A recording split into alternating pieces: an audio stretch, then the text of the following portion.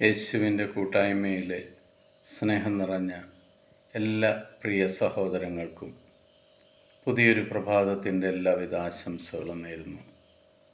അതിരാവിലെ തന്നെ കർത്താവിനോട് ചേർന്ന് നിന്ന് ദൈവവചനം കണ്ടുകൊണ്ടും വായിച്ചുകൊണ്ടും കേട്ടുകൊണ്ടും ദൈവസന്നിധിയിലായിരിക്കുവാനും പുതിയൊരു ദിവസം തുടങ്ങുവാനും നമുക്ക് അവസരം ലഭിച്ചതിന് ദൈവത്തിന് നന്ദി പറയാം.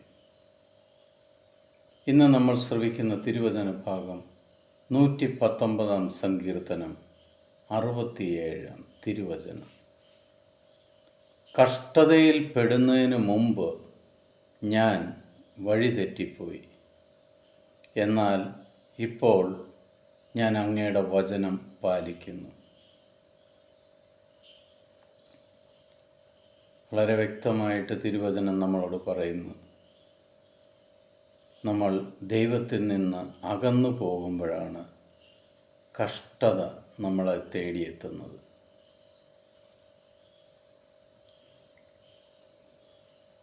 ആ കഷ്ടതയിൽ നിൽക്കുമ്പോൾ, സഹനത്തിൽ നിൽക്കുമ്പോൾ നമ്മൾ ദൈവത്തെ അന്വേഷിക്കാൻ തുടങ്ങും, ദൈവവചനം ശ്രവിക്കുവാൻ തുടങ്ങും, ദൈവവചനത്തിനു വേണ്ടി നമ്മൾ ദാഹിക്കാൻ തുടങ്ങും, ആ ദൈവവചനം നമ്മൾ സ്വീകരിക്കാൻ തുടങ്ങും.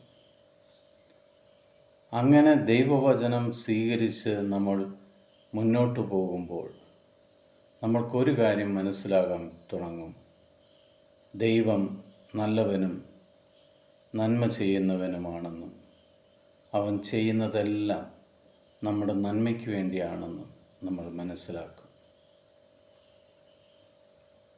കഷ്ടതയോ സഹനങ്ങളോ ദുരിതങ്ങളോ ആരെങ്കിലും അനുഭവിക്കുന്നില്ല, അവർ ദൈവത്തിങ്കിലേക്ക് തിരിയുകയും ദൈവവചനത്തിൽ അടിയുറച്ച് വിശ്വസിക്കുകയും ആ ദൈവത്തോടൊപ്പം സഞ്ചരിക്കുകയും തുടങ്ങുക.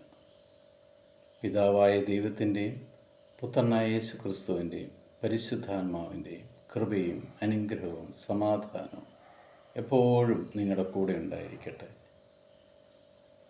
ദൈവവചനം അനുസരിച്ച് ജീവിക്കുവാനുള്ള കൃപ ദൈവം ഇന്നു മുതൽ നിങ്ങൾക്ക് സമർത്ഥമായിട്ട് തരട്ടെ എന്ന് പ്രാർത്ഥിക്കുന്നു. ഈശോ മിശിഹായ്ക്ക് സ്തുതിയായിരിക്കട്ടെ.